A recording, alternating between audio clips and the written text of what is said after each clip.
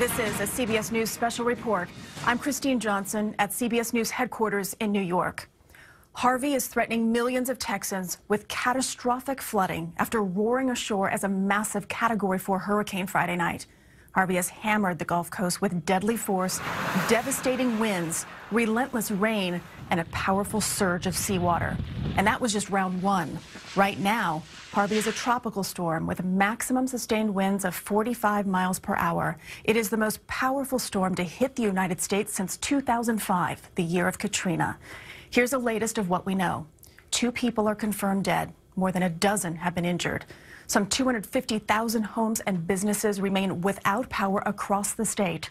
6 counties have been declared federal disaster areas, and storm surges up to 12 feet are predicted in some places. We have a team of correspondents following all of this. First, DeMarco Morgan in Dickinson, Texas, located about 30 miles southeast of Houston. DeMarco?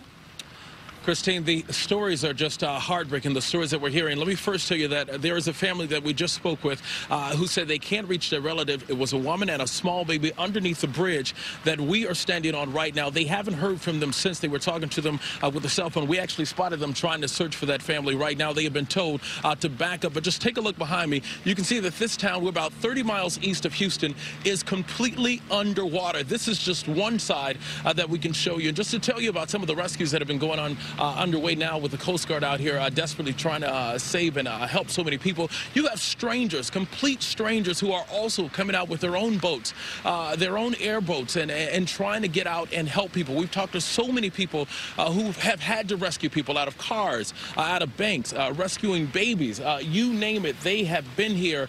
Some of the buildings here, and when I mentioned banks, some of the buildings here, the glass has been broken so people could just get in to find shelter, but that shelter is not working for them. We also spoke with a young man who said that his elderly parents, they're at a home on the other side of that Title Max title loan that you can see.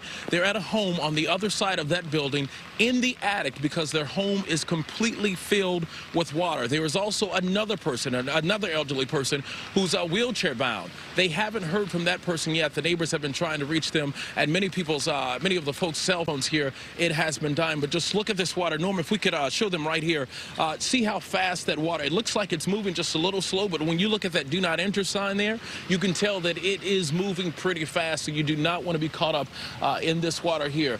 We're on a bridge on both sides. We are stuck because both roads of this highway, this is 45, we were actually en route to Houston. Both sides of this bridge completely covered in water, so we don't know how much longer we're going to be able to be here. We have a number of families. There's also a family here with 2 small babies. You can see the guy with the blue hat there and a black truck back there. They have 2 small infants in the vehicle. They have been trying to get us to help them get out so they can get home, but their best bet is to do as all of us stay here and stay put. Look at this guy that's sitting on this ledge. This is what you should not do. We've seen a number of people trying to take pictures, and we don't know his situation. We don't know if he has someone out there, or if he knows of someone, or if he's just trying to get to his property. But this is what you do not want to do. This is Galveston County. Again, we're about a couple of miles away from the city of Galveston, and we were en route to Houston. These are the pictures that we are seeing. And when we talk about those heartbreaking stories, there are still people who have not been accounted for. So we are on the bridge with a number of families who are just looking for their relatives. Some who were trying to beat the system because they knew about the second wave. Some who were trying to beat the system and get to their surrounding towns. They can't get there. But again, this is what you are seeing. Actually, Norm, give me this picture right here. You can see this is a rescue that's underway right now. It looks like they're bringing a family on a boat. This is what we are talking about when we talk about just strangers, complete strangers trying to help out with the rescues. Of course, Kristine, we will be here all day long, and we'll bring you the very latest throughout the day from everything that is a result of Hurricane Harvey. Back to you. All right, DeMarco Morgan, very serious situation there in Dickinson, Texas. Thank you. And there have been scores of rescues overnight and into the morning in Houston. That is where we find Mark Strassman. Mark?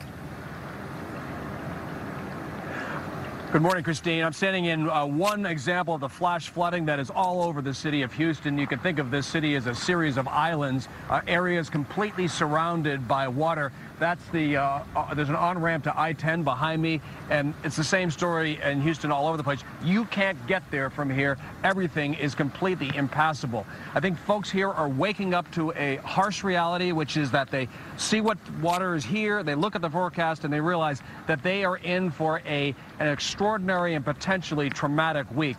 They've already had 6 inches of rain in an hour, up to 14 inches of rain in 3 hours, up to 30 inches of rain in 24 hours. And the forecast says that this rain is going to just keep coming. One local meteorologist said that this city will get a year's worth of rain, a year's worth, just in this storm. So there's a flood evacuation, a flood emergency order, in effect. People being told to stay off the road, stay indoors, find high ground, and stay in that high ground.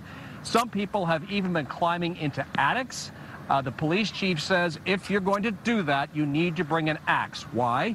Because if the water rises up to the attic, you need to have a way to get out. And the axe, maybe you could punch through to the roof and get out that way. And that, of course, brings up another point, which is that the Coast Guard has already begun urban search and rescue operations. If you recall, the Coast Guard plucking people off the rooftops in New Orleans during Katrina.